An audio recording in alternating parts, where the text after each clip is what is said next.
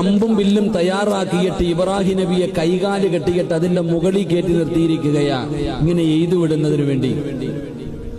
അത്രയും വലിയ ഒരു പ്രയാസകരമായ സാഹചര്യത്തിൽ ഇബ്രാഹിം നബി അലൈഹിസ്സലാം നിൽക്കുമ്പോ മുഖറബുൽ അംലാഖു മലക്ക് ജിബ്രീൽ അലൈഹിസ്സലാം, ആ ജിബ്രീൽ എന്ന് പറയുന്ന മലക്ക് വന്നിട്ട് ഇബ്രാഹിം നബി അലൈഹിസ്സലാമിനോട് ചോദിക്കുന്നു, ഒന്ന് അനുവാദം എന്താ, ഞാൻ നിങ്ങളെ സഹായിക്കാം, ഞാൻ നിങ്ങളെ രക്ഷപ്പെടുത്താം, ഈ തീ ഞാൻ അണച്ചു കളയാം. അപ്പോഴും ഇബ്രാഹിം നബി അലൈഹിസ്സലാമിന്റെ മറുപടി, ജിബ്രീലേ, നിനക്ക് നിന്റെ സഹായം വേണ്ട, എന്നെ പടച്ച റബ്ബുണ്ടല്ലോ. ഹസ്ബുനല്ലാഹു നിഅമൽ വകീൽ നിഅമൽ മൗലാ വ നിഅമൻ നസീർ. ആ ഒരു സാഹചര്യത്തിലും ഇബ്രാഹിം നബി അലൈഹിസ്സലാം പറയുന്നത്, എന്റെ റബ്ബുണ്ടല്ലോ, എന്നെ പടച്ച അല്ലാഹ്, അല്ലാഹു നോക്കിക്കൊള്ളും എന്നെ. അതാ ഖുർആൻ പറഞ്ഞത്,